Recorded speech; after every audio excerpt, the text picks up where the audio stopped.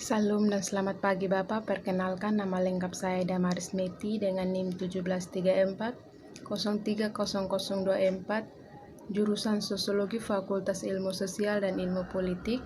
Saya mahasiswa di Universitas Nusa Cendana Kupang. Di sini kami disuruh oleh dosen pengasuh Bapak Lazarus J. Hamad SOS MA untuk membuat video dari hasil buku review kami dari mata kuliah pilihan Sosiologi Konflik dengan judul buku Teater untuk Peace Building, Peran Seni dalam Transformasi Konflik di Asia Selatan. Jadi baik, di sini saya akan membahas poin-poin penting dalam video saya dengan judul Teater untuk Peace Building, Peran Seni dalam Transformasi Konflik di Asia Selatan. Bagian yang pertama, konseptualisasi teater untuk pembangunan perdamaian. Bab 2 berpendapat bahwa terlibat dengan kompleksitas dalam konflik, konteks dan mengatasi dampak budaya dari konflik merupakan prasyarat untuk pembangunan perdamaian yang berkelanjutan. Ini melihat pada peace building dari kritikue mengeksplorasikan perdebatan kunci dan relevan dalam literatur peace building. Bab 3 mengatur mengapa teater membutuhkan studi lebih lanjut sebagai hal yang penting, tetapi area terabaikan dalam pembangunan perdamaian.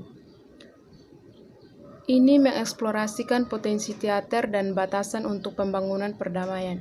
Pertama, ini menyajikan bukti konseptual literatur dapat berkontribusi pada pembangunan perdamaian. Kedua, ini melihat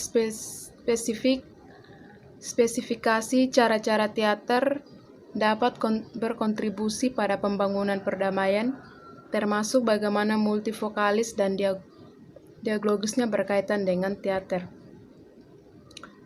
1. Peace building dan kritiknya. Terdiri dari 3 bagian. Yang pertama, peace building, konseptualisasi dan debat utama. Yang kedua, peace building, status building. Yang ketiga, peace building, society building. Kedua, teater untuk peace building. Bab ini mengeksplorasikan seni khusus teater sebagai pendekatan potensial untuk mengatasi apa yang masih belum tertangani dalam pendekatan yang lazim peace building. Ia melihat teater dalam 3 tingkatan. Bagian pertama membahas relevansi politik teater dan bagaimana ia digunakan untuk terlibat dengan orang dan komunitas. Potensi teater untuk berkontribusi pada pembangunan perdamaian terlihat dari keterlibatan ini. Bagian kedua menyoroti bagaimana dan di mana teater berkontribusi dengan wacana pembangunan perdamaian yang lazim. Teater mengatasi kesenjangan dan menambahkan pendekatan yang ada di dalam 2 cara. Yang pertama, memperluaskan pembangunan perdamaian di luar parameter pendekatan, dan kapan dengan tempat diterapkan ekspresikan kompleksitas lokal dan mendorong konteks spesifik. Solusi ini adalah faktor kunci dalam meningkatkan keberlanjutan pembangunan perdamaian. Disitulah letak kontribusi teater untuk pembangunan perdamaian. Bagian ketiga mengilustrasikan cara kerja teater untuk pembangunan perdamaian. Bentuk teater multisuara dan dialogis memainkan peran kunci di sini. Menjelajahi potensi multivokalis dan diagnosis dalam kaitannya dengan hubungan tersebut, teater dan peace building menawarkan wawasan baru. Akhirnya, bab ini berkomentar tentang tantangan dan kekhawatiran yang muncul dalam menggunakan teater untuk peace building. Bagian kedua menjelajahi teater di lokal peace building proses. Yang pertama, Jana Karalie mengundang masa depan bersama. Jana Karalie adalah grup teater dari Sri Lanka, menjadi etnis konflik separitas antara minoritas Tamil dan mayoritas pemerintah yang dipimpin Sinhala dikenal sebagai konflik yang paling lama bertahan di Asia Selatan konflik Sri Lanka menghadirkan dinamika yang menantang untuk pembangunan perdamaian. Pihak kunci dalam konflik adalah pemerintah Sri Lanka atau GOSL dan Macan Pembebasan Tamil Ilem atau LTTE. Jana Karalia memulai pada tahun 2002 selama gencatan senjata antara para pihak dan melanjutkan aktivitas pembangunan perdamaian selama konflik dilanjutkan oleh perang diikuti oleh kekalahan militer LTTE dan pasca perang berikutnya.